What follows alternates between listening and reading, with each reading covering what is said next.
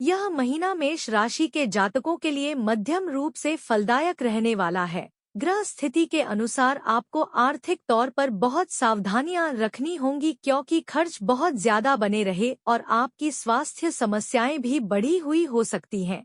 हालांकि करियर के मोर्चे पर आपको अच्छी सफलता प्राप्त हो सकती है। नौकरी और व्यापार में आपकी कार्यकुशलता आपको अन्य लोगों से आगे रखेगी।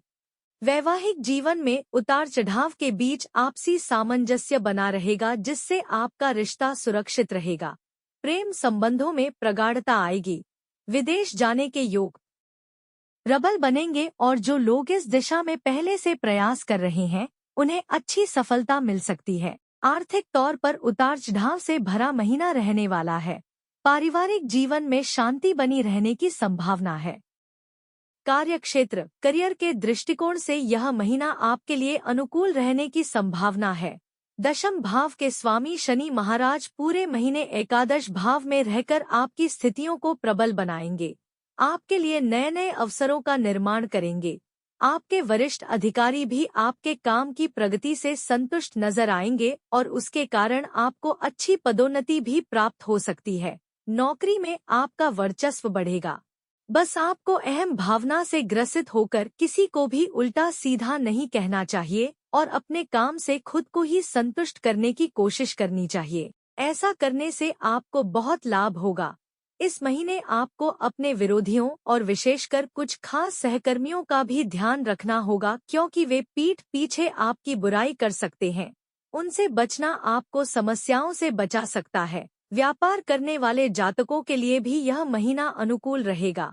सप्तम भाव के स्वामी शुक्र महाराज आपके प्रथम भाव में देव गुरु बृहस्पति और शनि देव की दृष्टि होगी। विदेशी माध्यमों से भी धन लाभ होने के योग बनेंगे। व्यापार में प्रगति होगी। इस महीने आप अपने व्यापार को नई दिशा दे पाएंगे। अगर आप व्यापार को विस्तार देना चाहते हैं तो उसके लिए महीने का उत्तरार्ध अधिक अनुकूल दिखाई दे रहा है।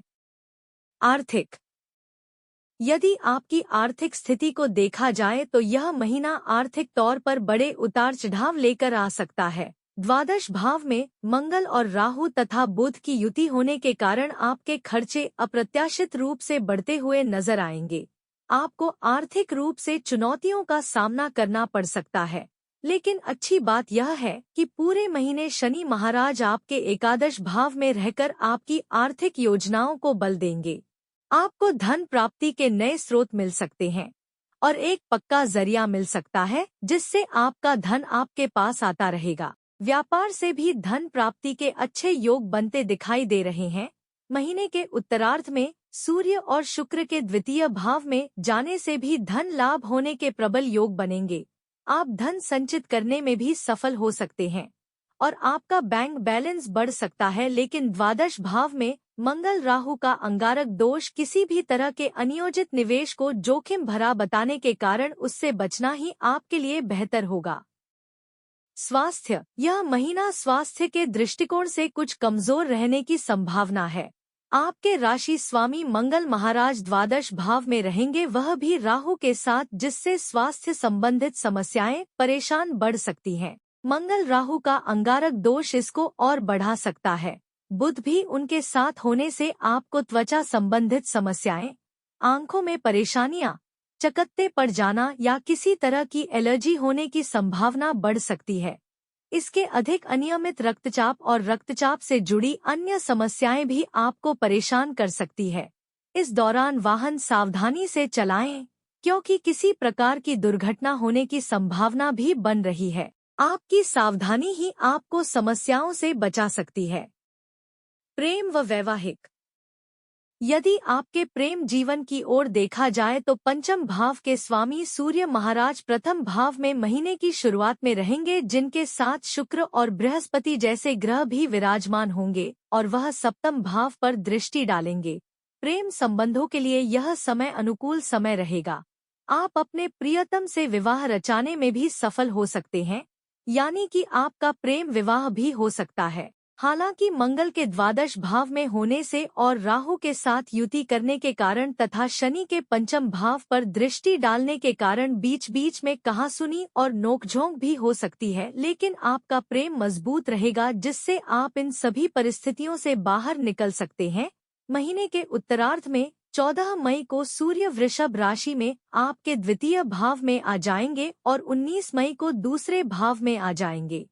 तब आप अपने प्रियतम से परिवार वालों की बातचीत करा सकते हैं।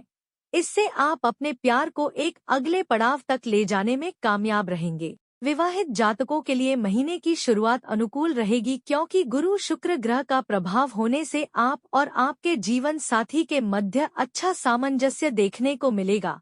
शुक्र के प्रथम भाव से सप्तम को देखने के कारण अंतरंग संबंधों की बढ़ोतरी होगी, लेकिन प्रथम भाव में सूर्य के उपस्थित होने के कारण आप अहम भावना से ग्रसित होकर अपने जीवन साथी को बुरा भला भी कह सकते हैं, जिससे उन्हें बुरा लग सकता है।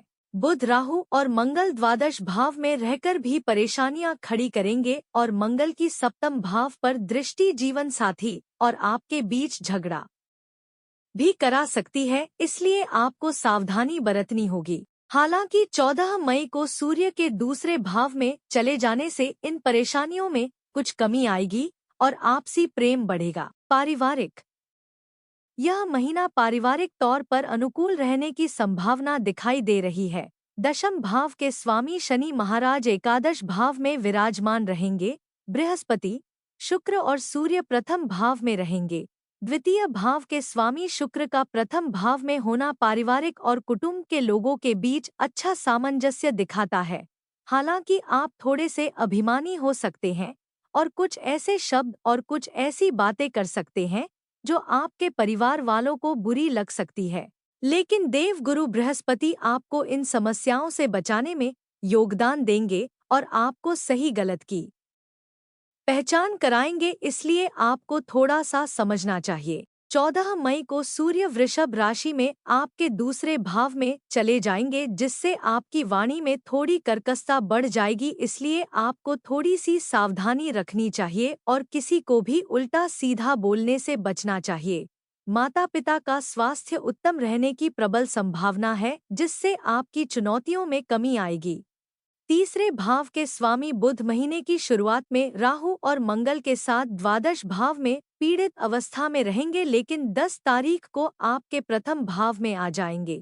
इससे महीने की शुरुआत आपके भाई बहनों के लिए कठिन होगी, लेकिन महीने के मध्य में स्थितियों में सुधार होना शुरू हो जाएगा। महीने के अंतिम दिन यानी 31 मई को बुध वृषभ राशि में आपके द्वितीय भाव में आ जाएंगे, जिससे भाई बहन आपको बहुत ज्यादा सहयोग देने लगेंगे।